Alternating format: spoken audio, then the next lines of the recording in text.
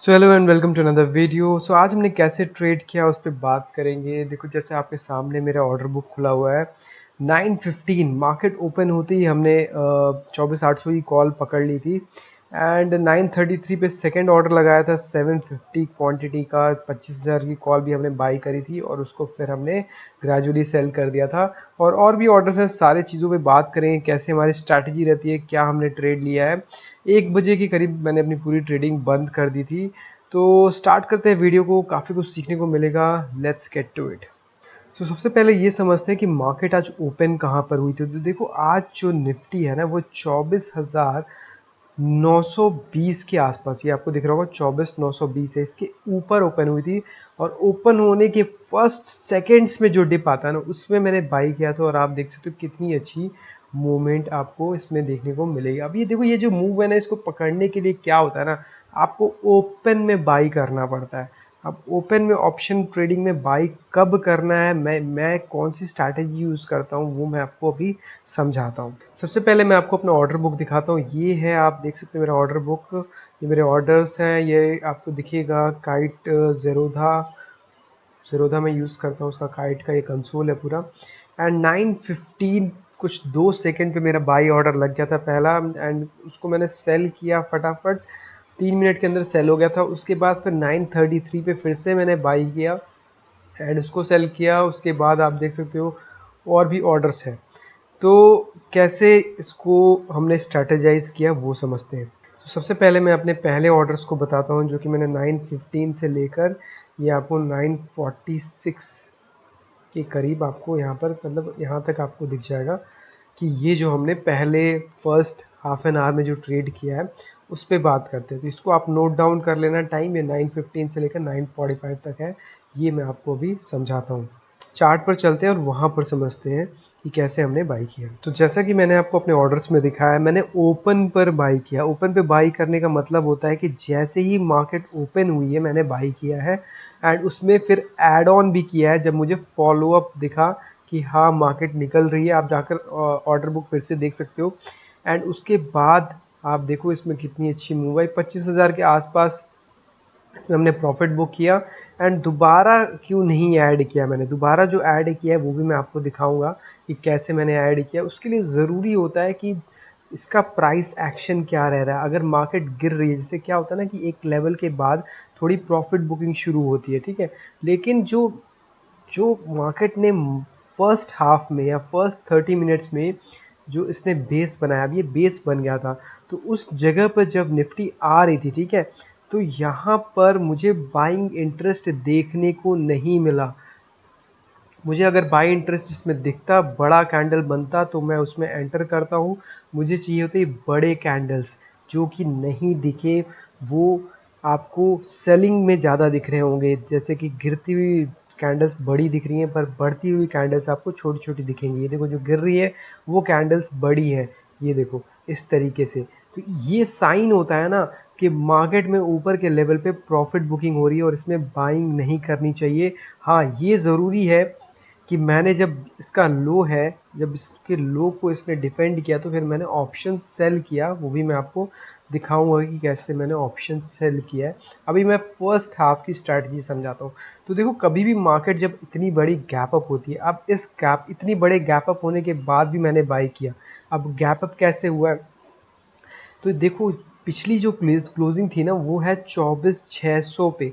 और आप सोचो कि 300 पॉइंट का ऊपर गैप अप हो रहा और फिर भी मैंने बाई किया। इसमें यही होता है कि आपको जल्दी जल्दी बाई करके जल्दी जल्दी निकलना होता है। इसको बोलते हैं स्कैल्प ट्रेडिंग। तो यहाँ पर 24,630 के ऊपर हमारी प्रीवियस क्लोजिंग थी निफ्टी की। 24,630 पे क्लोज हुआ था फ्राइडे को, थर्सडे को इनफैक्ट।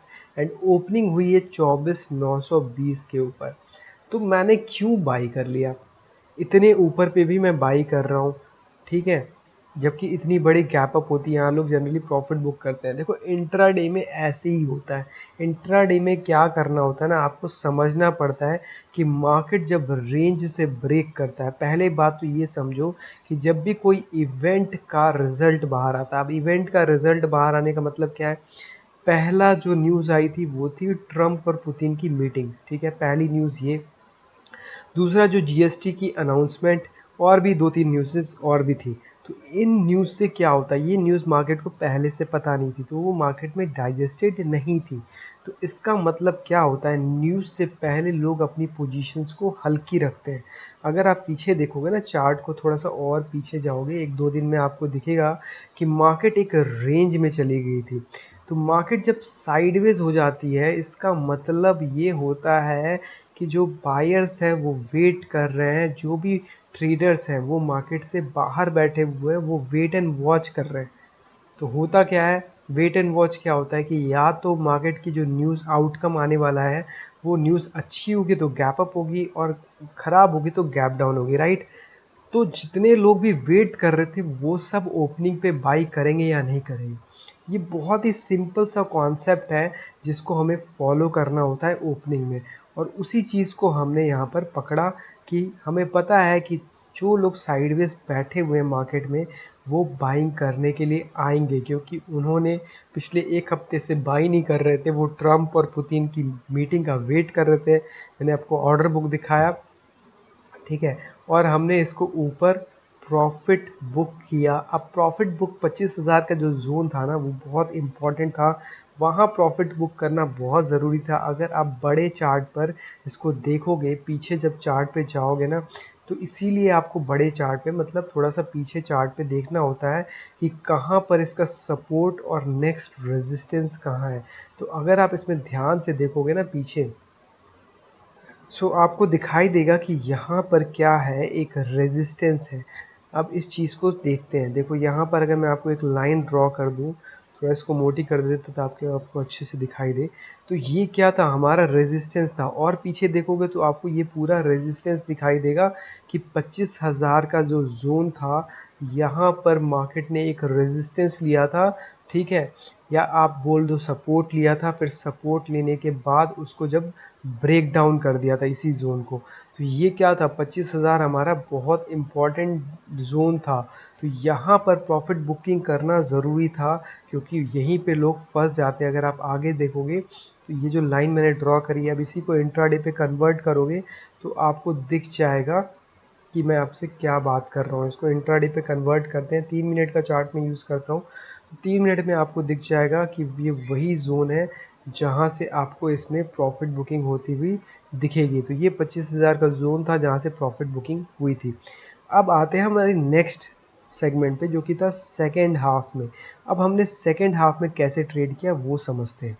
सो मैं आपको सेकेंड हाफ का भी ऑर्डर दिखाऊंगा, लेकिन उसके पहले ज़रूरी है समझना कि जो डे लो होता है ना, वो बहुत इंपॉर्टेंट होता है। अब इस लेवल को 24,880 का जोन है, ये एक लेवल है, बट इसको आपको जोन समझना पड़ेगा, मतलब 10 पॉइंट ऊपर 10 पॉइंट नीचे, इस तरीके का आपको देखना है कि जब मार्केट नीचे आ रही है तो उस जोन में से अगर बाइंग आती है, वहाँ पर बायर्स इसको पुश करते हैं, तो फिर हम इसमें वापस से एंटर करते हैं, वो मैं आपको अभी दिखाऊंगा। तो अब इसको कैंडल बाय कैंडल अगर देखें, एक एक कैंडल से आप देखोगे तो इसी जोन में, जो मैंने आपको बोला ना कि 10 पॉइंट ऊपर 10 पॉइंट नीचे, अगर आप देखोगे तो वहाँ पर आपको दिखेगा कि बाइंग आ रही है।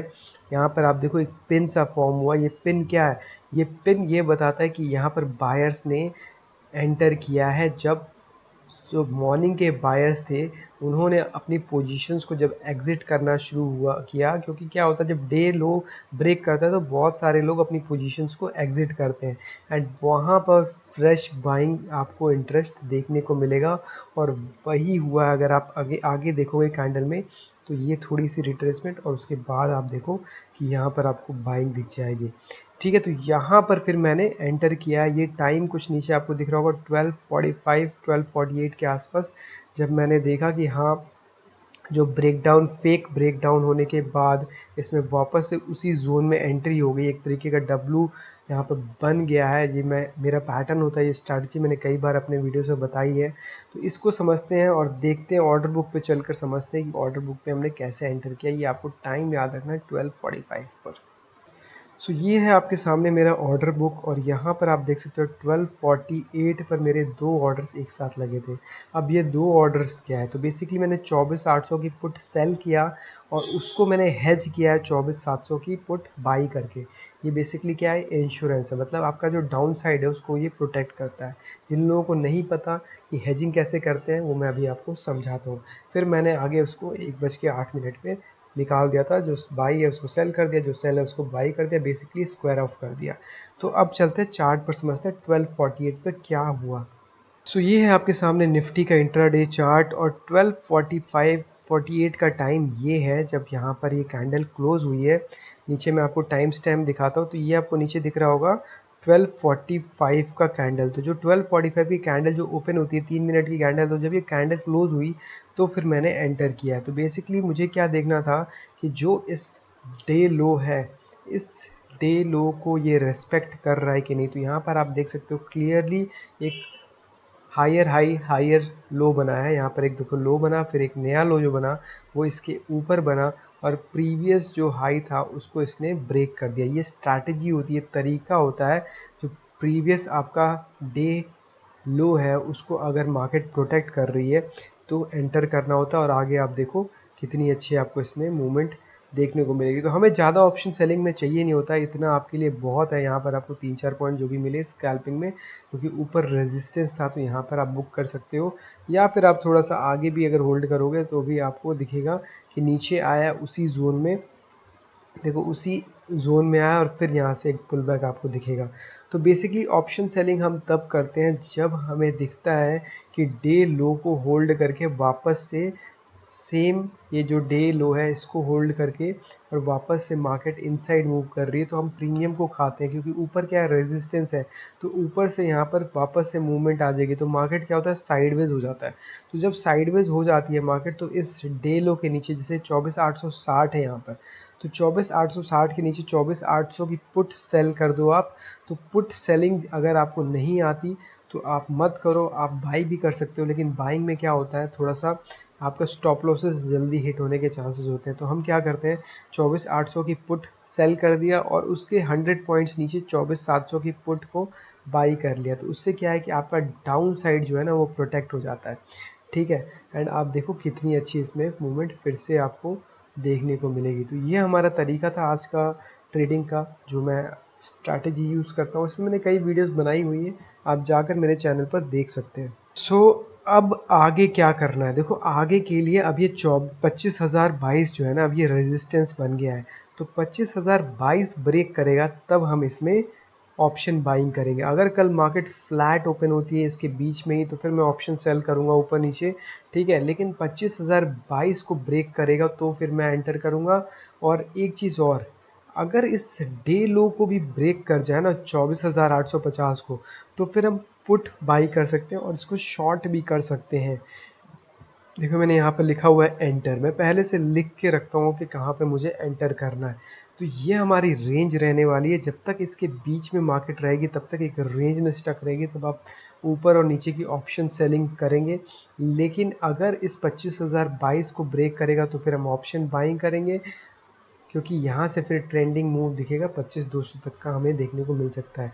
ठीक है, और नीचे का लेवल ये है 24,850 का।